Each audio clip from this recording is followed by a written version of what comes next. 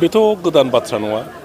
बिथाङा गोसोआव जायखौनो फैयो बेखौनो बेर्थ खालामो, बेखौनो बुंलाबायो, गाज्रि गाज्रि शब्द बाहायो, नंमा जाबां खोथा बुङो।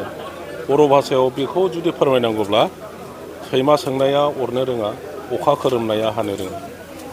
आं BPF नि भाइस प्रेसिडेन्ट, BPF दाग्रा, BTC दाग्रा। आं माने UPPL आव थांनांगौ।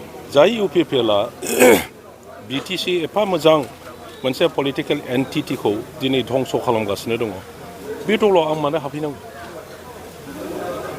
बिथाङा जेरैबायदि BPF खौ जोंनि हाग्रामा महिलारिखौ खांख्राइजों रुजुदों, दिनै मा बुंनांगौ? खांख्राइया रायजो राजाफोरजों जेरैबायदि सम्पर्क लाखिनानै खामानि मावगासिनो दङ, रायजो राजाफ्रा बे खांख्राइखौनो बिसास खालामनानै लोब लोब लोब लोब लोब दिनै फैदों। माने UPPL नि जि दैनि माथावरि, UPPL नि दैनि जि बान्दो, बेखौ बे खांख्राइया लासै लासै लासै खुरख'जोबनानै दिनै दैबाना जाजोब्बाय। UPPL आ धंस जागासिनो दङ। दिनै 1000 जन UPPL आरो BJP निफ्राय जोंनाव हाबदों। UPPL निफ्रायनो 679 जन दिनै हाबदों। बिनि मिनिङा मा बेलाय? दाख्लै आंनि माबायाव समस्तियाव 6 जन हिनजावफ्रा अरुणोदय स्किम मोननायनि आसा खालामनानै थांफ्लादोंसो, आंजों रायज्लायनानै थांदों।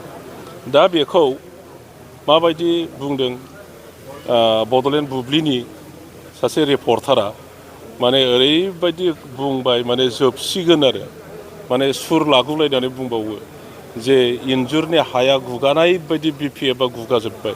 दिनै मा बुंनांगौ नै बेखौ?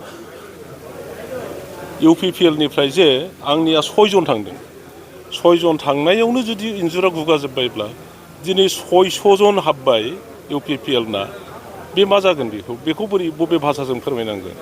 आं बेखौनो बुंगोन जे UPPL नि बान्दोआ बायग्लुंबाय, बिसोरनि माथावरिया बायग्लिजोब्बाय, UPPL आ लेथेर फेथेर जाबाय। बिथाङा मानि थाखाय बुंदों होननानै सानो नोंथाङा बे बाथ्राखौ? राजनितिनि दैदेनगिरिफोरनि बेखौनो बुंनो नागिरदों बिथांमोनहा, माने दुरबल खालामनो नागिरदों, BPF खौ दुरबल खालामनो नागिरदों। BPF आ बेसेबां सक्तिशालि दाबो UPPL नि दैदेनगिरि बिथांमोनहा आरो UPPL खौ बिराद मोजां मोनसोग्रा, बिसोरनि थाखाय थाखा लानानै खामानि मावग्रा जाहा माखासे मा होनो रिपर्टार बिथांमोनहा बे खोथाखौनो बुजिया। राजखान्थियारि दैदेनगिरिफोरनि गेजेराव गावजों गाव सोंखायलायनाया आथिखालाव बांबोबाय थानायजों एसे सोमोन्दो होलायनाय, सनमान होलायनाय गैलाङि जादों। बिसोर जेस्थ' सासे पलिटिसियान हिसाबै मा फोरमायनो? दा बेखौनो आङो बुंदों जे खुगायाव जायानो फैयो बेखौ बुंनो नाङा। जोङो साफा साफा हारिनि बा देशनि दैदेनगिरि, नोङो जि खोथा बुंगोन बे खोथाखौ नोंनि जनसाधारना खोनागासिनो दङ। नोंनि खुगायानो जुदि लोबोरब्ला रायजो राजाफ्राबो बेबायदिनो लोबोर जालांगोन, माने सिप खोथा बुंग्रा जागोन, सिप खामानि मावग्रा जागोन।